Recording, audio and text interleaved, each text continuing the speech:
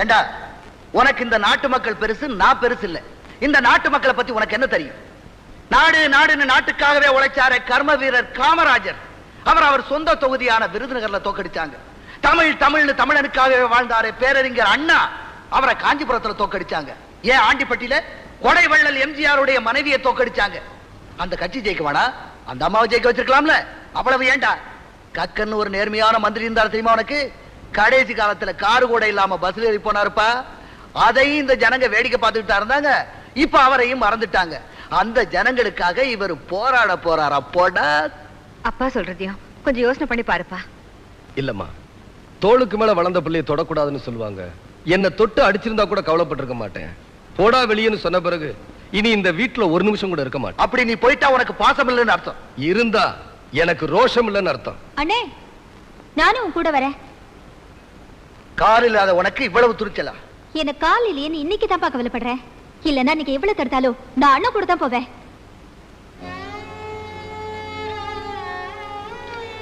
சந்தி, ஒரு வயசு பொண்ணு பிறந்த வீட்டை விட்டு போறதா இருந்தா அது புருஷனோட விடாதான் இருக்கணும். நீ இங்கே இருடா. அப்பா, நீங்க என்ன வீட்டை விட்டு அனுப்புறதா நினைக்கல. எனக்கு இன்னைக்கு தான் சுதந்திரம் கொடுத்திருக்கீங்கன்னு நினைக்கிறேன். இந்தியாவுக்கு சுதந்திரம் ராத்திரியில கிடைச்சது, முன்னேறல. எனக்கு பகல்ல கிடைச்சிருக்கு, முன்னேறி காட்டுறேன்.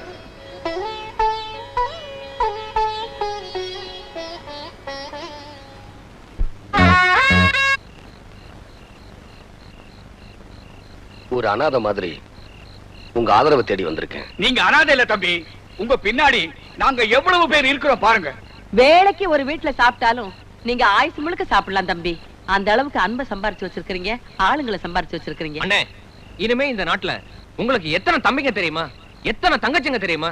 நீங்க ஏன் கவலைப்படுறீங்க? ஆனா தம்பி, உங்களை அசிங்கப்படுத்தி அனுப்புனாலே அந்த திலகவதி, அவளை மட்டும் விடக்கூடாது. எதுக்கு? எதுக்கா? நடந்த உண்மை அப்படியே மாத்தி சொல்லிட்டாளே தம்பி. அதான் அரசியல்வாதி. அப்படிப்பட்ட ஆளுங்களுக்கு தானே நீங்க ஓட்டு போடுறீங்க. செய்யற தப்பையெல்லாம் நீங்க செஞ்சுட்டு அவங்க மேல ஆத்திரப்படுறீங்க. நாங்க என்ன தப்பு செஞ்சோம் தம்பி? இத்தனை வருஷமா ஓட்டு போடுறீங்களே, பண்புள்ளவனுக்கா ஓட்டு போட்டிருக்கீங்க? இல்ல, பணம் கொடுத்தவனுக்கு தான் ஓட்டு போட்டிருக்கீங்க. குணம் உள்ளவனுக்கா ஓட்டு போட்டிருக்கீங்க? இல்ல, குடம் கொடுத்தவனுக்கு தான் ஓட்டு போட்டிருக்கீங்க. புத்திசாலிகளுக்கா ஓட்டு போட்டிருக்கீங்க? இல்ல, புடவை கொடுத்தவனுக்கு தான் ஓட்டு போட்டிருக்கீங்க. இவ்வளவு ஏன்? ஜாதியை பார்த்து ஓட்டு போடாத யாராவது ஒரு ஆள் இந்த கூட்டத்தில் இருக்காங்களா? சொல்லுங்க. இது வரைக்கும் நாங்க ஜாதி பார்த்து தான் ஓட்டு போட்டோம். எங்க ஜாதிக்காரனுக்கு தான் ஓட்டு போட்டோம். நீங்க ஓட்டு போட்டீங்க. ஆனா உங்க ஜாதி எம்எல்ஏ நீங்க முன்னேறதுக்காக என்ன பண்ணாரு? உங்க ஜாதியை சேர்ந்த ஒரு மந்திரியா இருக்காரு, அவரு நீங்க முன்னேறதுக்காக என்ன பண்ணாரு? ஏழைகளை எவனுமே நினைக்கிறது இல்ல. ஆனா நீங்க மட்டும் ஜாதிக்காக ஓட்டு போடுவீங்க. ஒண்ணு மட்டும் சொல்றேன், ஏழைங்களுக்கு ஜாதியும் இல்ல, அவங்களுக்கு எந்த நாதியும் இல்ல. இதை என்னைக்கு உணர்ந்து நீங்க ஓட்டு போடுறீங்களோ அன்னைக்கு தான் முன்னேற முடியும். இல்ல அந்த ஆண்டவனால கூட உங்களை காப்பாற்ற முடியாது.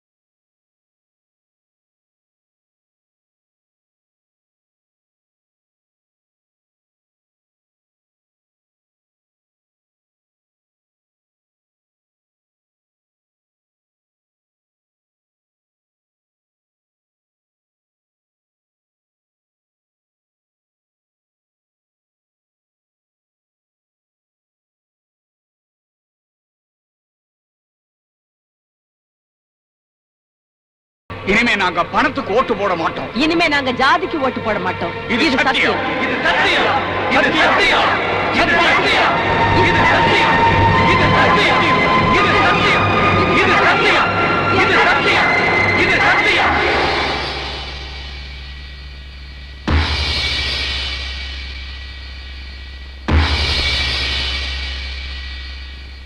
ஜாதி பேரை சொல்லி ஜனங்களை ஏமாத்தி 20 வருஷமா எம்எல்ஏவா இருந்துட்டு இருக்கீங்க. அதுக்கு இப்ப ஆபத்து வந்துருச்சு. உடையார் மகன் உங்களுக்கு ஒலை வச்சுட்டான். இனி நீங்க சட்டசபைக்கு போகவே முடியாது. வேடிக்கை பார்க்க வேணும்னா போகலாம். ஏயா ராஜாத்தனம், நான் பார்க்க அரசியல் கொண்டவனி எனக்கே பயகாட்டுறியா? அரசியல்வாதிகிட்ட மோதனா அந்த ஆண்டவ கூட தோத்துருவான். உடையார் பையனை கிழிச்சிருவானா? கிழிச்சிருவானா? கிழிச்சிட்டாங்க. உங்க தொகுதி மட்டும் இல்ல, எந்த தொகுதி மக்களையும் நீங்க ஏமாத்த முடியாது. கற்பூரத்தை கொளுத்தி சத்தியம் பண்ணிட்டானுங்க. ஜாதி பேரை சொல்லி எவன் ஓட்டு கேட்டாலும் ஜனங்க போட மாட்டாங்க. யோ, அவனை பார்த்து நீ பயப்படலாம், உங்க கட்சிக்காரன் பயப்படலாம், உங்க கவர்மெண்ட் பயப்படலாம். நான் பயப்பட மாட்டேன். என் பின்னால என் ஜாதிக்காரங்க 60 லட்சம் பேர் இருக்காங்க. கண்ணை கட்டிட்டு கிணத்துல விழுதான்னு நான் சொன்னா என் ஜாதிக்காரன் விடுவான். நீங்க அவங்க கண்ணை கட்டி வச்சிருந்தீங்க, கிணத்துல விழுந்தாங்க. ஆனா இப்போ அவன் வந்து கண்ணை திறந்துட்டான். என்ன பண்ண போறீங்க? இப்ப கிணத்துல விழுன்னு சொன்னா விட மாட்டானுங்க. உங்களை பிடிச்சி கிணத்துல தள்ளி விட்டுருவானுங்க. என் ஜாதிக்காரனுக்கு நான் கடவுள் மாதிரியா? என்ன பண்றேன் பாத்து.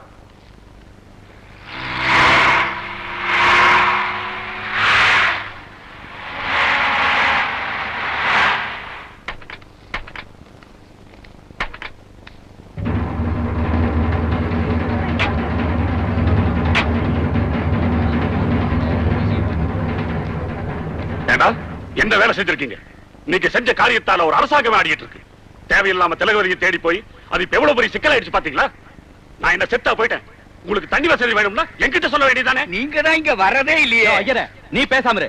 ஏயா, தேர்தல் நேரத்துல ஐயருடைய ஓட்டு வேணும், பாக்கிய நேரத்துல ஐயர் வாய மூடிட்டு இருக்கணுமா? போயா. ஏய் நாகமா, பொம்பளையா லட்சணமா வீட்டுல அடங்கி கிடக்காம போராட்டம் வேண்டி கிடக்கு. போராட்டம் நீங்க போராட்டம் நடத்தினா மட்டும் தாய்க்குலமே புலி மாதிரி வா, புயல் மாதிரி வான்னு கூப்பிடுவீங்க. நாங்க ஒடியாரணும். உங்களுக்கு எங்கயாவது இடிக்குதுன்னா மட்டும் நாங்க பொம்பளைங்களா வீட்டுக்குள்ளாரே அடக்கமா குந்திக்கணுமா? ஏன் என்னத்துக்கு? ஐயாவோட பேச்சுக்கு மறு பேச்சு பேசாது. நீங்க இவ்வளவு பேசுறீங்க. நம்ம ஜாதி ஆளுங்களுக்கு புத்தி கெட்டு போச்சா? ஆமாய்யா, இம்மா நாளும் புத்தி கெட்டு போய் தான் இருந்துச்சு. போஸ் தம்பி வந்து புத்தியெல்லாம் சரியாக்கிடுச்சு. 20 வருஷமா உங்களுக்காக கூட சென்ன விட புதுசா வந்தவங்க. அவரை பத்தி தப்பா பேசுற தலையை சீவிடுவேன். ஏய், என் தலைவரையா தப்பா பேசுற?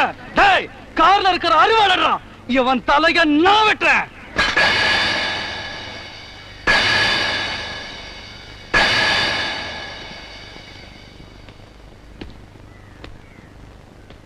வெட்டு. வெட்டா. இத பாரு தம்பி, நீ ஊடால வர்றது நல்லா இல்ல. மரியாதையா போயிடு. ஏன்? நாங்கெல்லாம் ஒரே குடும்பம், ஒரே ஜாதி.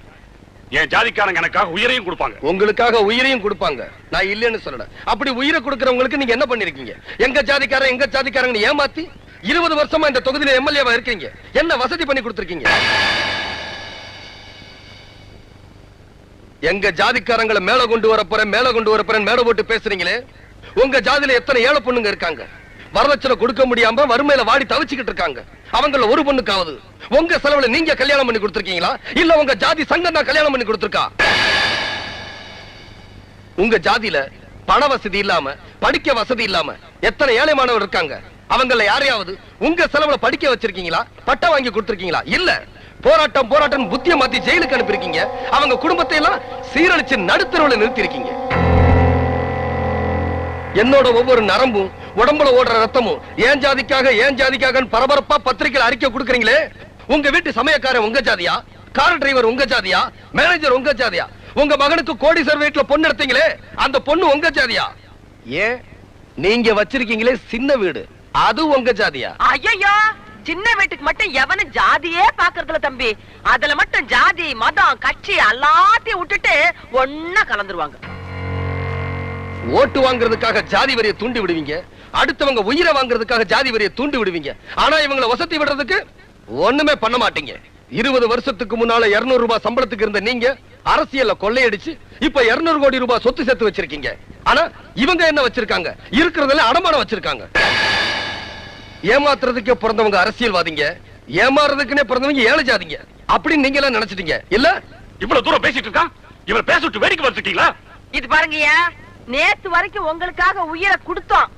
இனிமே தம்பி சொன்னா எவன் உயிரையும் எடுப்போம். அதனால அசிங்கப்பட்டுக்காம போயிடுங்க. எம்எல்ஏ ஐயா, இதுக்கு மேலே நீங்க இங்க நிக்கிறத விட பேசாம தூக்கு போட்டு செத்து போலாம்.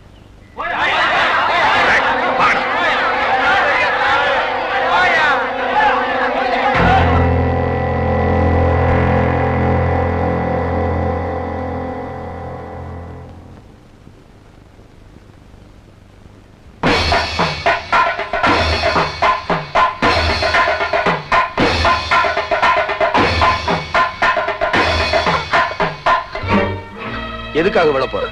மாமனத்தான் கட்டிக்குவேன் அடம் பிடிச்சா முடியாதுன்னு சொல்லி வேற மாப்பிள்ளை பார்த்து அவங்களையும் வர சொல்லிட்டேன். இந்த நேரத்துல போய் இப்படி பண்ணிட்டாள தம்பி. ஐயா, உங்க பொண்ணு மாமன் மேல உசுரா இருக்கிறப்போ நீங்க வேற மாப்பிள்ளை பார்த்தது தப்பு. நீங்க மாமனே கட்டி வைங்க. அது எப்படி தம்பி முடியும்? அவன் ஒரு கொலை பண்ணிட்டு ஜெயில இருக்கானே தம்பி. என் மாமா எதுக்காக ஜெயில இருக்காரு? திருநார கொள்ள அடிச்சாரா? நம்ம ஜாதிக்காரங்களை கேவலமா பேசினவன் தலைய சீவிட்டு உள்ள இருக்காரு. அண்ணன் எப்படியாவது என் மாமனுக்கு என்ன கட்டி வைங்க. அவ வாழ்க்கை அவ முடிவு பண்ணிட்டா. கல்யாண தேதியை நீங்க முடிவு பண்ணுங்க.